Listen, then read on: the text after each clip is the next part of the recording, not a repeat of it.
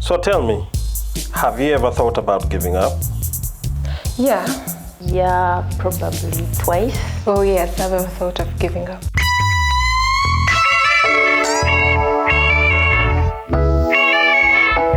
If you don't have a goal, obviously, you always think of giving up. I gave up one time. That is one of the biggest mistakes I've ever made in life. In my life, have never thought about giving up. Never in life. Each time that things don't go my way, I always think of giving up. What does it mean to give up? Giving up, it's like accepting defeat. To me, giving up means accepting defeat. So, accepting defeat? Allowing it that you're a failure, yet you're not. So that's how it feels like, totally like committing suicide. That's how I can describe it. If you try any one method to reach where you want to be, and it doesn't work out your way, you would immediately give up. And not knowing I can try maybe method B or C, you don't think of that. You cannot give up on something you haven't started. So probably to give up is when you let go of something you started or you've been doing.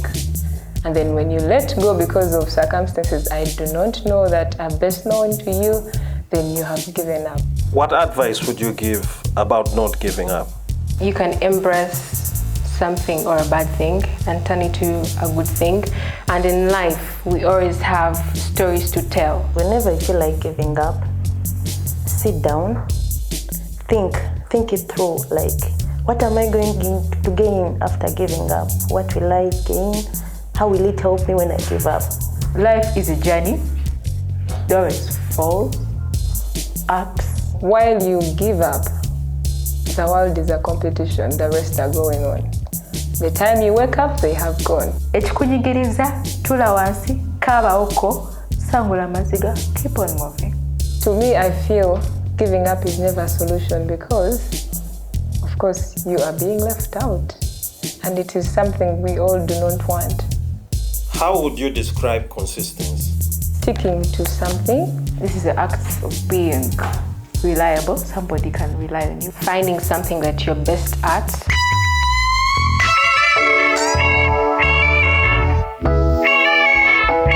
Being consistent, you have to first set a goal. Set a goal and be like, in the next 5 years, I need to be here. So how will you be consistent to reach that goal? So look at something that you're good at and be persistent on it till it's an A game for you. Know who you are first. Second step, what do I want? Yes, people will describe you that she can't be this, she can't be this. But you, inner you, what do you want you as a person? What's that one lesson that consistency has taught you that you think everyone should learn? Being consistent to me creates a circle around you. Consistency has taught me that there is always going to be a breakthrough if you're consistent into something. Consistency has taught me to stay focused, dedicating myself, the long-term commitment I have, so I should stay involved in that commitment. Know what I want, I stay in that commitment. Why we should be consistent? It helps us to grow as people.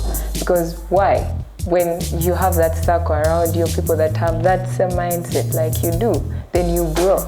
Consistency has taught me patience, that the more you do something each and every day, you gain patience to it. You get to learn to love it. Set a goal. How long will I take to be there? Is it 1 year, 2 years, 3 years? If it's in this month, I want a salary of 500. The goal is that, but how are you going to get to that goal? Right procedures. If I do this, I'll get this. If I do this, I can get this. So in that math, trust me, you're gonna get it. When people know you are consistent, those people that will surround you are not, of course, those guys that are not consistent. They know they can rely on you. You are reliable. What is responsibility to you? I understand responsibility in 2 dimensions.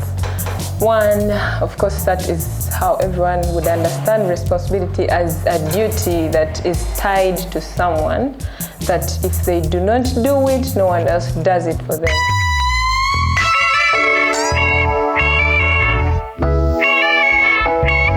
if I can relate to husband and wife, a wife knows that it's my duty, it's my responsibility to wake up, give my husband breakfast. He goes to work, I know what he has to dress in. I know this is the spread. Like, those are your duties to know that my husband has to eat lunch, breakfast, no matter what, because it's my duty. Responsibility to me means having a duty, something that you're committed to and you're eligible to do anything for that specific person or thing that you let into your life.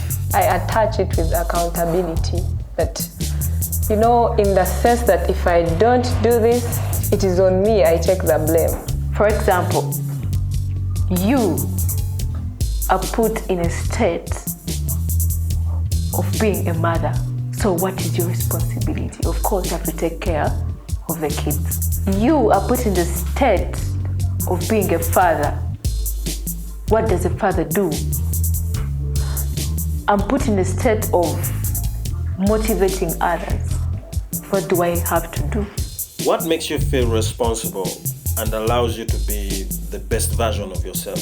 First of all, it's like, what's the best version of you? What's you? When you describe what's me, then that's when you get the responsibility. So if I'm to describe me, the best version of me is being an actress, like the best actress. So what's the responsibility of an actress? Being accepted by someone or something that I've been accepted to. Maybe that's work. The way I take care of my life, it makes me feel responsible, because if I don't take care of my life, no one is going to take care of my life. So I see that as a responsibility to, put something there and show this person or this job that I also have, I'm also part of this. So I'm responsible, I'm going to do this, do that. Usually, in the duty sense, responsibility comes with someone looking at you. There are people looking up to you, that when you fail to fulfill your responsibility, you are failing someone. You are failing your picture to them.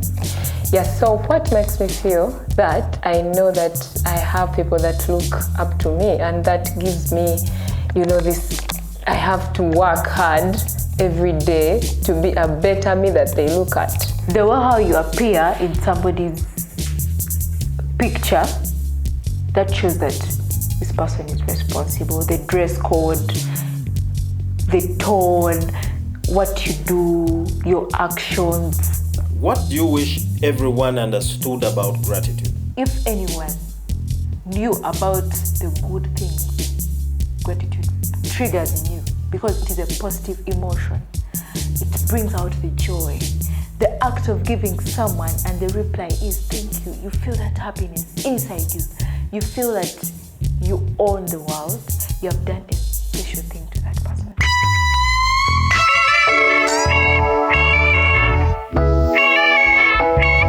Gratitude would change someone's mood. The giving and that kind, showing the appreciation of someone doing, this good thing for you.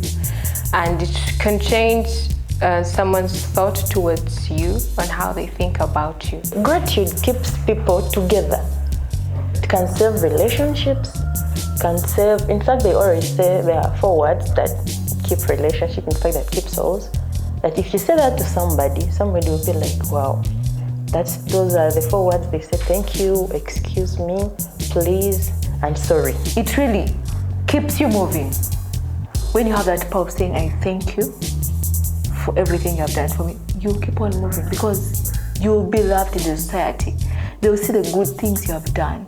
What are you most excited about gratitude? It opens doors for others. It creates or builds a good heart to someone who thinks that giving, it's something that not necessary.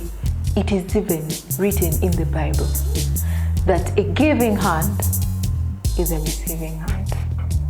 Once you give to a person, you have opened doors for them. You have changed lives. You have touched people's families. I like it when someone is excited because I made them get excited. I like it when someone is happy because I helped them. You get to maintain friendship. You get to keep those important people in your life because you're so sincerely grateful for what they have done, and trust me, they are also so grateful for what you've done for them. So that makes you keep the close friends to your heart, and they also keep you to their heart. It gives hope to people that they're also amazing people with good hearts, with good thoughts, people that think about them. I always believe that when you are somewhere, you are placed somewhere in a community or somewhere, you are just not a pole or a signpost. Oh, mind you, even a signpost shows something. But I know we are placed because we have things to give away. What makes resilience? The environment that you live in. If it's this pushing environment that you're in, then resilience will come in.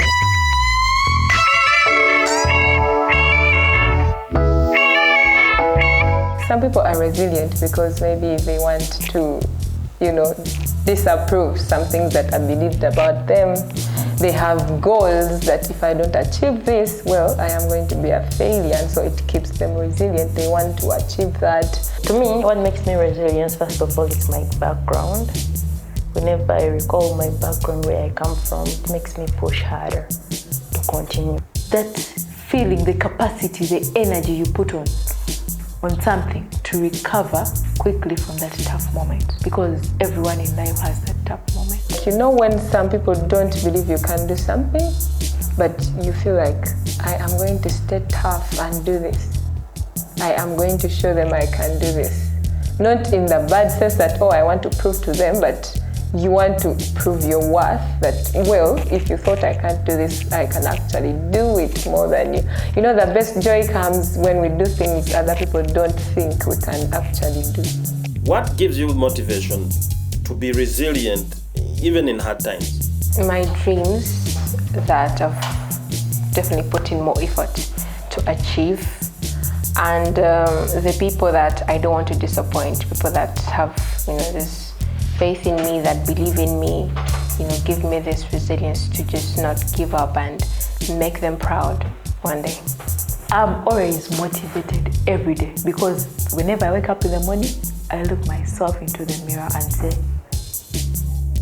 I'm Bridget. I have to get a better version of me. When I feel like, I am going to go off track, I am encouraged because I have faith in God. My parents, and I feel like that moment, resilience is like the opposite of giving up. I talk to them, they say, no, this is not it, Emily, you can't do that, you can't do this. Do it this way. I love reading, though not really that much. So sometimes you read about this person and you're like, they were going through this tougher situation than I am, so I really do not have pregnant reasons to make me give up, so I keep on. What one thing makes you most generous? Having a good heart and believing in change, not wanting what happened to you happen to others.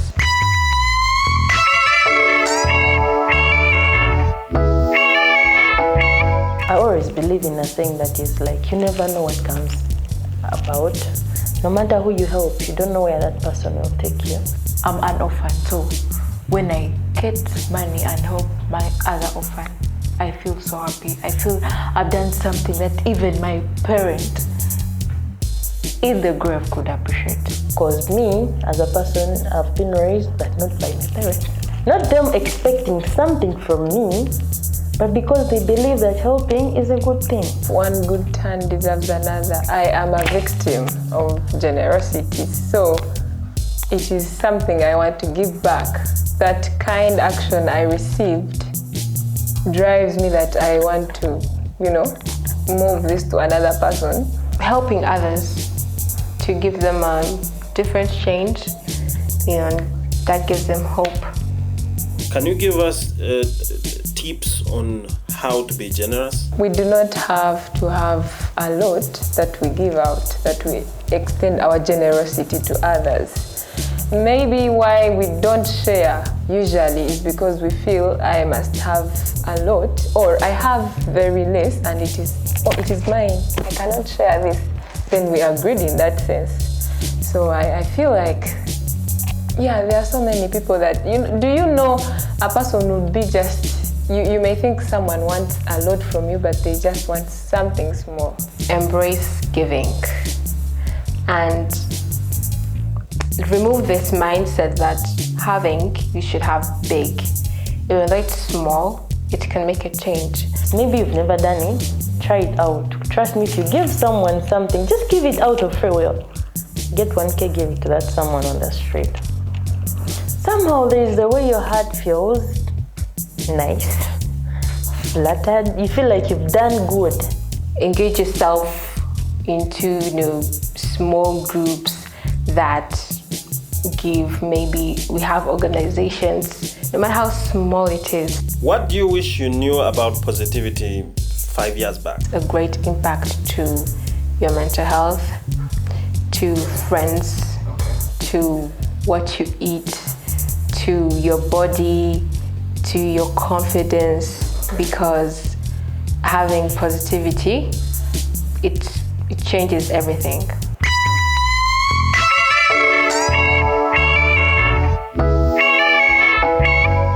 Positivity gives you a ray of hope that no matter what happens, keep positive in you. Keep that positivity in you, that it helps you have hope. That's what I'm trying to say. Then it is also like a source of happiness and a source of relief. I wish I knew that positivity would contribute to my growth. I am sure I would be better than I am. I wouldn't be depressed if I knew positivity. That would be worried of depression. I would have self-control over everything. Maybe something would have been a door for you, but because you have this negative mindset with you, you drop it, and so you don't grow. What makes us grow is when we do new things, or we keep consistent with what we are supposed to do, so we grow. Can you advise someone who does not believe in the power of positivity? You are your own fan, your own coach, your own leader, and you personally know what you really deserve. So if you don't get positivity from elsewhere or any other person, positivity is here for you, and it will definitely, embrace what you think is good for you. Only if we are positive is when we grow. We tend to be comfortable with where we are, but every time you feel you are the best in your class or your circle, you need to get another circle. Stay positive, believe you can. Let people not define you, because people will define you no matter what. Whether you're big or you're not big, they'll always define you. You know what social media is. It defines people, so stay positive no matter what. If we all looked at positivity, when we are positive, we have this bigger picture that people are not seeing. We do not have this, that if people are seeing to this level, can you see beyond that? Believe that change is part of life. Tell yourself, I look great today. Listen to the happy, positive song. Stay motivated. If we are positive, then we can see further than everyone else sees, and that way we grow and we keep changing the circles that help us grow even more.